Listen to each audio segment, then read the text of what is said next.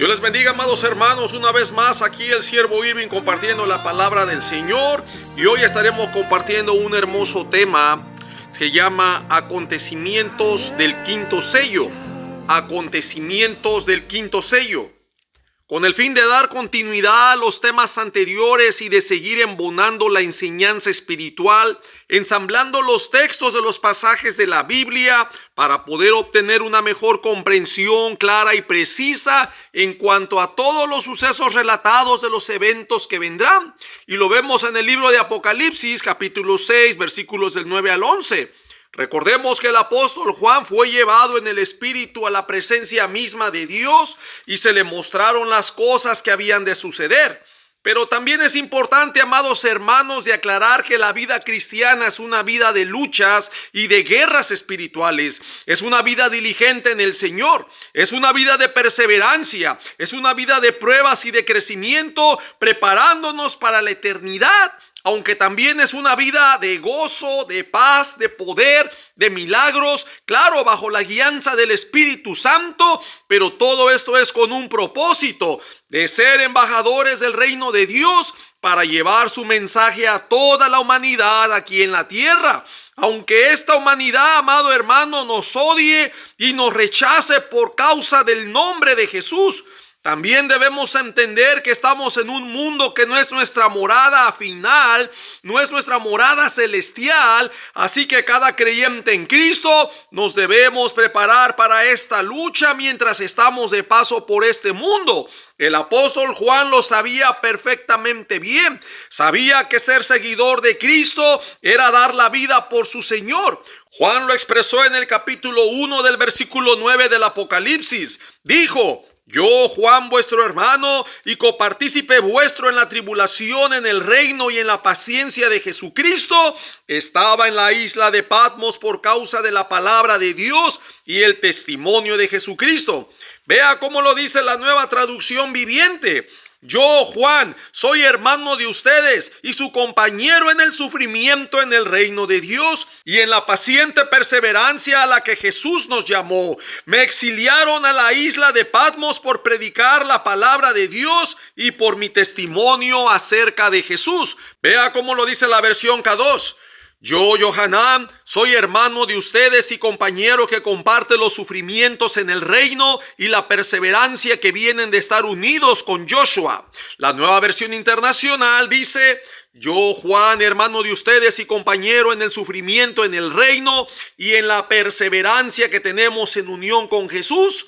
El apóstol Juan claramente nos declara que es nuestro hermano en Cristo Jesús, pero también nos declara que es compañero nuestro en la tribulación y en el sufrimiento. Vea que el apóstol Juan, amado hermano, no niega las luchas y el sufrimiento que él estaba pasando por haber predicado a Jesucristo, por lo cual lo habían desterrado enviándolo a la isla de Patmos como consecuencia de su predicación. La tradición de la iglesia dice que las autoridades romanas habían intentaron hervir en aceite al apóstol Juan, pero milagrosamente fue preservado. Aquí podemos ver el propósito que Dios tenía con el apóstol Juan, ya que él escribiría el libro del Apocalipsis. Este milagro desconcertó y aterró a todos los supersticiosos funcionarios que decidieron exiliarlo en la isla de Patmos, que significa pisar o pisotear. Es una pequeña isla estéril frente a la costa oeste de la actual Turquía en el mar Egeo.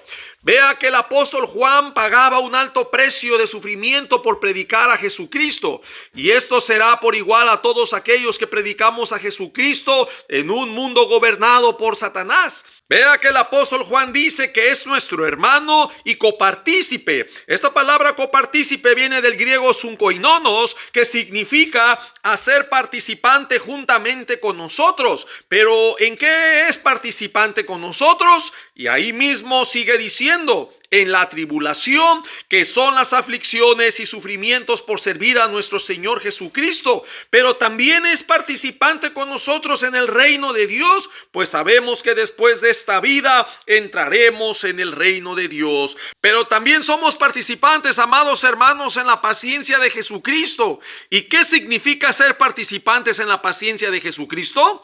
Esta paciencia de Jesucristo no es la de estar cómodamente acostado, sentado en un sillón con toda la paz del mundo, comiendo palomitas y tomándote tu Coca-Cola, sino todo lo contrario. La paciencia de Jesucristo es el tiempo de espera en dolor y sufrimiento, aguantando el tiempo de las luchas y las pruebas en este mundo por amor y fidelidad a nuestro Señor Jesucristo. La paciencia en sí es la capacidad de sufrir y soportar desgracias. Es tolerar la injusticia de este mundo por causa de Jesús. Recordemos, amados hermanos, que Jesús ya nos lo había dicho en Mateo 24, versículos 9 y 10, que por causa de su nombre seremos entregados a tribulación y que nos matarán, siendo aborrecidos de todas las gentes. Y es aquí donde está esta paciencia, la paciencia de los santos, como la virtud de quienes saben sufrir adversidades y tolerar las contrariedades e injusticias del mundo por causa del rechazo hacia Jesús nuestro Señor. Y aquí la paciencia, amados hermanos, debemos aplicarla a nuestras vidas como la perseverancia hasta que sea el tiempo cuando venga nuestro Señor Jesucristo por nosotros en las nubes del cielo. En el libro de Apocalipsis, en el capítulo 14, versículo 12, dice: aquí está la paciencia de los santos, los que guardan los mandamientos de Dios y la fe de Jesús. Vea cómo lo dice Dios, habla hoy. Aquí se verá la fortaleza del pueblo santo, de aquellos que cumplen sus mandamientos y son fieles a Jesús. Vea cómo lo dice Biblia de las Américas. Aquí está la perseverancia de los santos que guardan los mandamientos de Dios y la fe de Jesús. La Nueva Versión Internacional dice: en esto consiste la perseverancia de los santos, los cuales obedecen los mandamientos de Dios y se mantienen fieles a Jesús. Vea que este versículo dice que en esto consiste la perseverancia, que es la actitud o la cualidad de mantenerse en pie y firme sin vacilar ante los vituperios, injusticias, aflicciones y persecuciones de muerte. Y este versículo no es ningún texto suelto sacado de su contexto, sino todo lo contrario. Si miramos todo el contexto, amados hermanos, desde el versículo 6 hasta el versículo 13, encontramos el mensaje también de estos tres ángeles. El primer ángel llevaba el evangelio eterno para ser predicado a todos los moradores de la tierra, toda nación, tribu, lengua y pueblo, diciendo a gran voz: teman a Dios y denle gloria, porque la hora de su juicio ha llegado, y adoren al que hizo el cielo y la tierra, el mar y las fuentes de las aguas.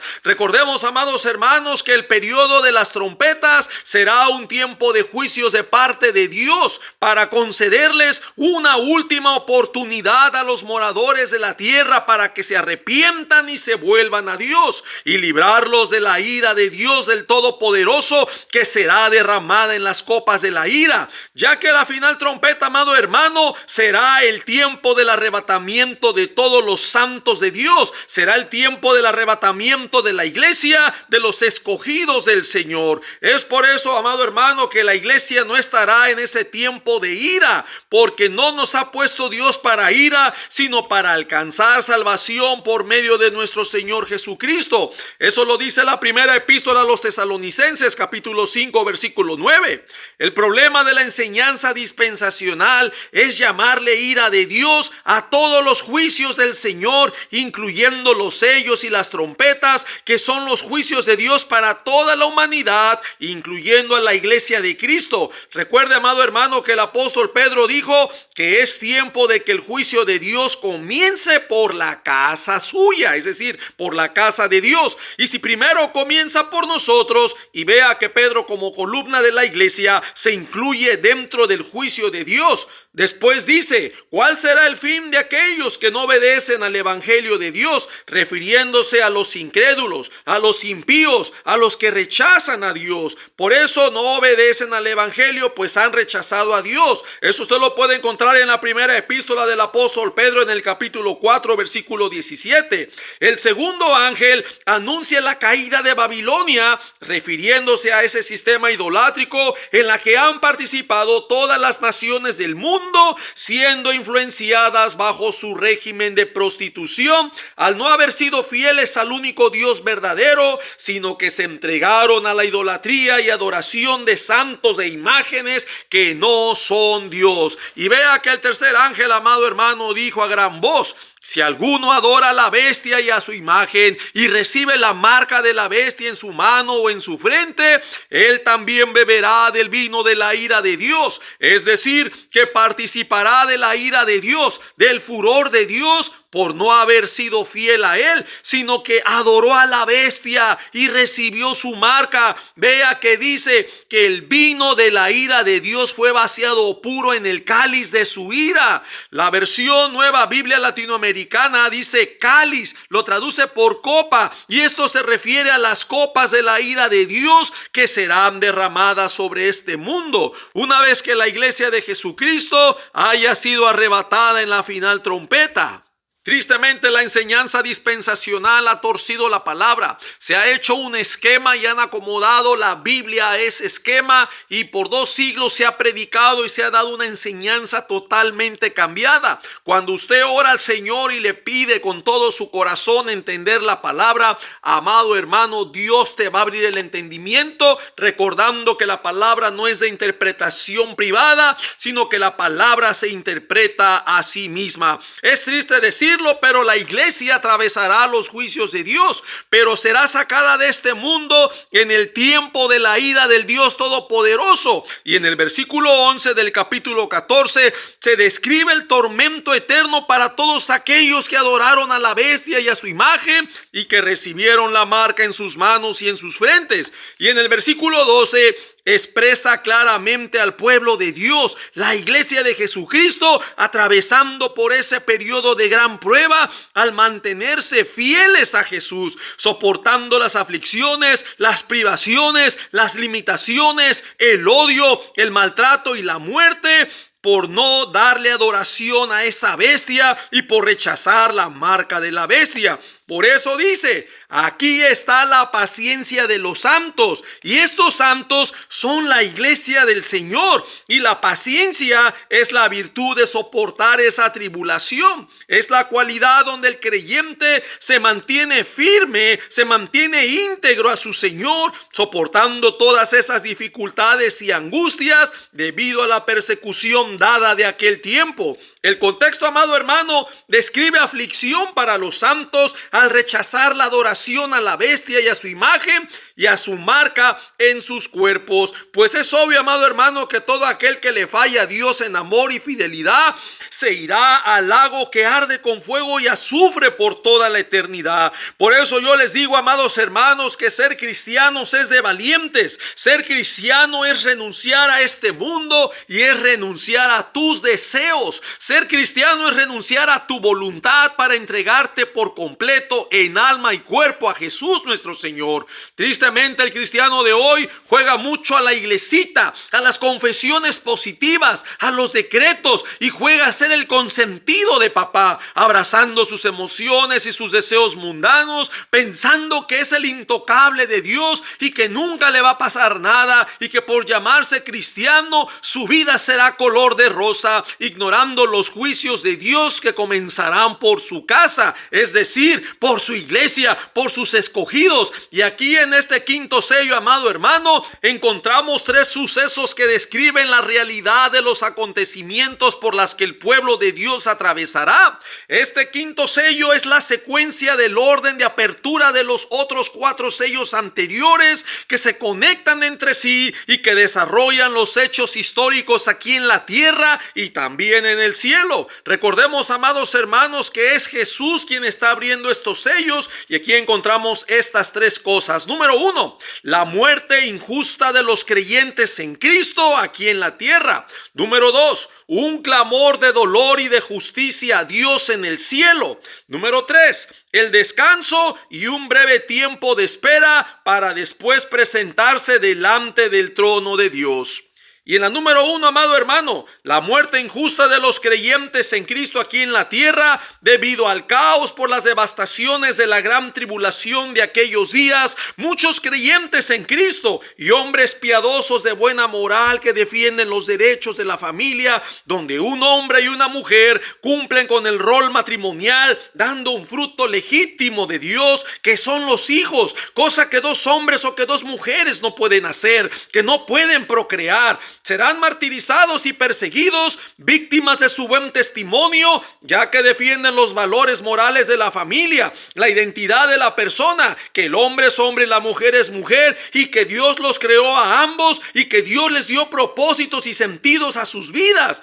Hombres de Dios que se levantarán en contra del feminismo y del aborto, hombres de Dios que manifestarán su desacuerdo ante el crimen de niños no nacidos y por la injusticia de las leyes que apoyan dichos actos. Pero esta nueva ideología de género, que es una corriente antinatural y satánica, que es enseñada e impuesta precisamente para destruir la identidad de las personas. Hombres de Dios se levantarán por las injusticias hechas por el Estado, que imponen leyes para adoctrinar a nuestros hijos con toda esa basura de ideologías que son puras mentiras diabólicas. Hoy en día, quizá tal vez tú, mi amado hermano, que me estás escuchando, tal vez por la poca información de los noticieros, ya que estos medios de información se han vendido, estos medios de comunicación ya son controlados por la izquierda, solo dirán lo que a ellos les conviene. Pero hoy en día muchas leyes han estado entrando en vigor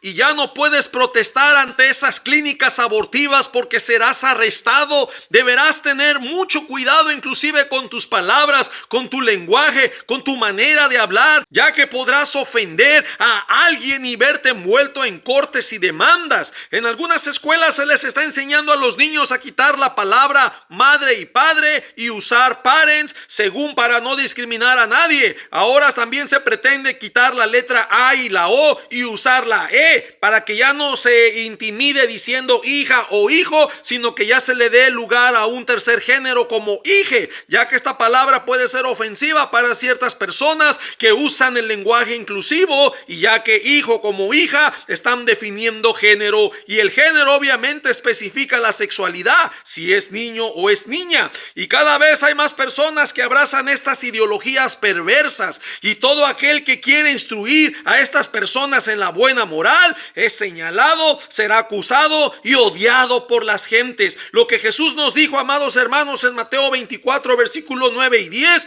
que serían aborrecidos de todas las gentes por causa de la palabra de Dios, por causa de Jesús y su enseñanza. Amados hermanos, seremos odiados porque toda esta ideología de género va en contra de Dios, va en contra de sus leyes, va en contra de su creación. Y esta gente, amado hermano, que ignora la ley de Dios y que niegan a Dios, se levantarán en rebelión y nos darán persecución y muerte, que aunque ellos digan que nosotros somos los intolerantes, estas personas ideológicas nos señalan a nosotros como intolerantes, pero ellos son los intolerantes. Y esto solamente será una de las causas de la aflicción para los cristianos y para todo hombre que abraza la buena moral. Algunos cristianos, amados hermanos, se esconderán y huirán, otros sí se levantarán y enfrentarán y condenarán todas esas abominaciones ante los ojos de Dios. Los primeros 4 sellos abiertos por Jesús traerán el caos, la confusión y muerte, ya que cada jinete del Apocalipsis representa una calamidad para este mundo. Por ejemplo, el caballo bermejo o rojo dice que al que lo montaba se le dio poder para quitar la paz de la tierra y que se matasen unos a otros.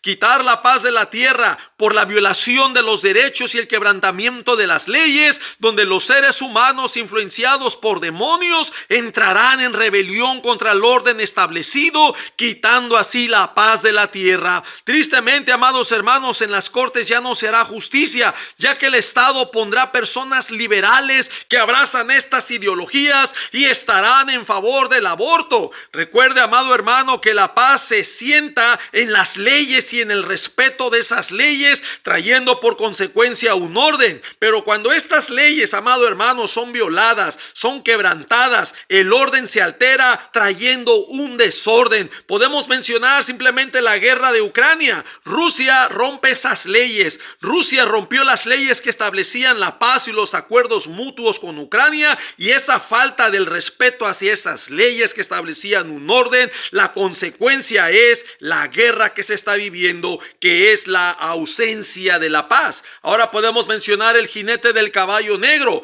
Traerá una carestía alimentaria mundial. Habrá crisis de comida a nivel mundial por el alto costo de los precios y algunos productos básicos alimenticios escasearán. El caballo amarillo traerá muerte a través de la espada, con hambres y con enfermedades y con los animales salvajes de la tierra. Ahora, en el contexto de estos primeros sellos que son abiertos, muchos creyentes morirán por su fe en Cristo, morirán por sus convicciones y por su obediencia a Dios. Serán mártires de Cristo, ya que darán testimonio de Jesús por medio de sus vidas, darán ejemplo de su fidelidad a Dios, morirán por sus buenas obras, por sus hechos de defender la verdad de Dios, negando toda mentira y toda adoración que no sea Jesucristo nuestro Señor, ya que también el anticristo, amado hermano, ya habrá surgido en el mundo como ese primer sello abierto, y ese falso profeta hará que se le haga una imagen a esta bestia, y la imagen hablará y mandará a matar a todo el que no le diera adoración.